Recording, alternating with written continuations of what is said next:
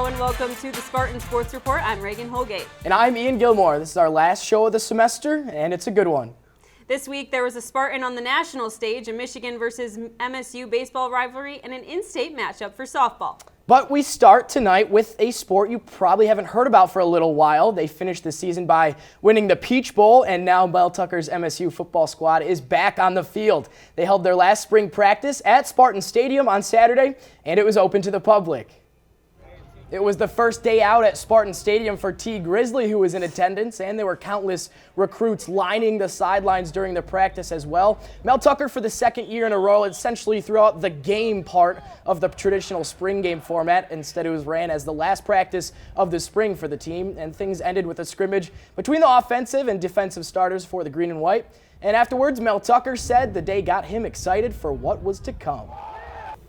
So we're set up to have a really good summer program, and we're going to have some guys coming in May to join the team, and we'll get some guys back healthy, and then we'll go into fall camp, ready to rock and roll. So overall, it was a good day, but I really appreciate all the fans coming out. The main focus for MSU fans this summer will be on the recruiting trail. In the fall, MSU opens the 2022 season against Western Michigan on September 2nd. Let's go over to the mound for some Michigan State baseball. It was rivalry weekend here in East Lansing, and the first game of the three-game series took place at Jackson Field, home of the Lansing Lugnuts.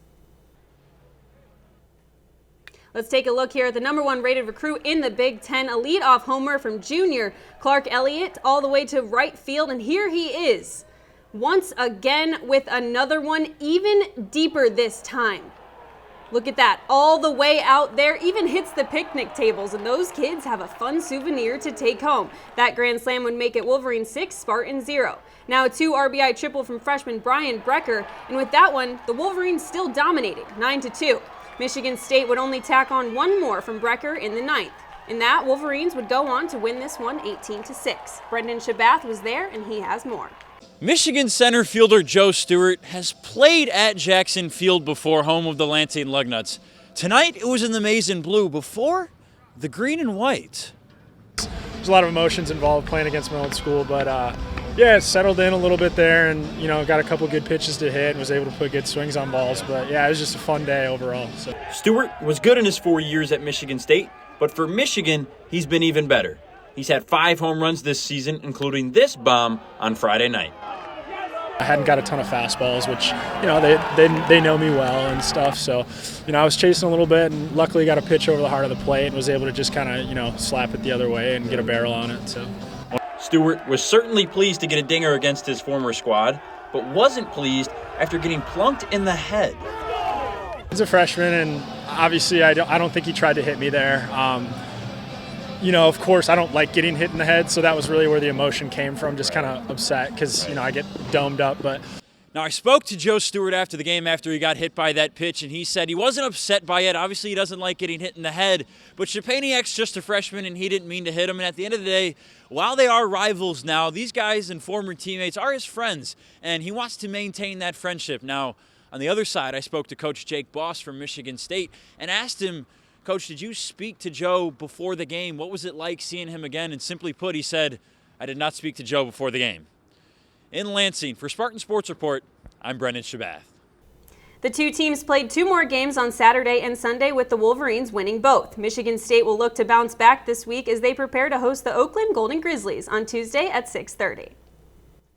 The softball team has struggled in Big Ten Conference play, but got a break from that Wednesday against Western Michigan. Ashley Miller was on the mound for MSU in this interstate matchup. She's been dealing all year. Let's start in the bottom of the 3rd. Courtney Callahan at bat, and her first home run of the season is a no-doubter. Kennedy Wiley crosses the plate, and once they both get there, it makes it 2-0 for Michigan State. As we head to the bottom of the 4th, this time Jessica Mabry at the plate. She doubles it to left field over the outfielder's head. Zaquai Dumas rounding 3rd, and Wiley right behind her to make it 4-0 MSU. Ashley Miller struck out 11 batters in 5 innings, giving up only 1 hit. Her strikeout total now up to 194, 5th in program history. But the problems came once she was off the mound. Western down 6-0 in the last inning, trying to mount a comeback. They get 2 runs on this one and add 2 more, but MSU does end up surviving 6-4. That win is number 750 for MSU head coach Jackie Joseph, and it takes her total win count to 886. That ranks 19th among active NCAA coaches. MSU back in action against Michigan on Tuesday. While the gymnastics team missed the Nationals cutoff by a short margin, freshman Skyla Schulte made Michigan State's presence known in the individual competition last week. Scoring a 9.9125 on the balance beam, Schulte became the first All-American on beam and only the 3rd All-American in Michigan State gymnastics history. Michigan State's record-breaking season did not go unnoticed in the gymnastics world. Coach Rowe and his assistants Nicole Jones, Whitney Snowden, and Alina Cartwright earned Coaching Staff of the Year from the Women's Collegiate Gymnastics Association. Schulte, Rowe, and their team will be back next season looking to break the new records that they set during this historical season. Let's head over to the tennis court now. The women's team was coming in with an even 9-9 record, but only 1 win in conference play. The Iowa Hawkeyes were in town on Thursday for some Big Ten play. Aisha Can here, the sophomore from Florida, here in some doubles action. She hits it down the middle and a little pass by the opponent at the net. And now here we are with Lauren Lemons, a senior from Carmel, Indiana, playing in one of her last home matches, up 40-15. The opponent pops it up, but she hits it right back. And here she is, another to force an error to win the game for her. Mary Lewis, now a graduate senior, took her COVID year to come back. We start in the middle of this rally, and it was a long one for sure. Lewis comes up here, back to the net, and that sets her up right there for the backhand winner. Later on, she would take match point, and she wins this one to get the lone singles win for MSU. That was the only win for State in a 4-1 loss to Iowa. MSU has their final 2 matches of the regular season this weekend. They are home against Northwestern on Saturday and Illinois on Sunday. That's all we have for this edition of the Spartan Sports Report. We'll be right back here in the fall, bringing you full coverage of Michigan State athletics. Well, actually, Ian and I won't be back. Yep. We are graduating, so it's time to pass the baton to someone else. Yeah, it's been an awesome 4 years being a part of SSR, and the coaches, the players, thank you for letting us tell your stories and run your highlights. And then a big thank you, too, to the people that have laid the groundwork for this program, Joe Freihofer, Griffin Stroyne, Michael Epps, and, of course, L.A. Dickerson, our professor. It's been one of the best privileges I've had in college to be a part of Spartan Sports Report. So, signing off.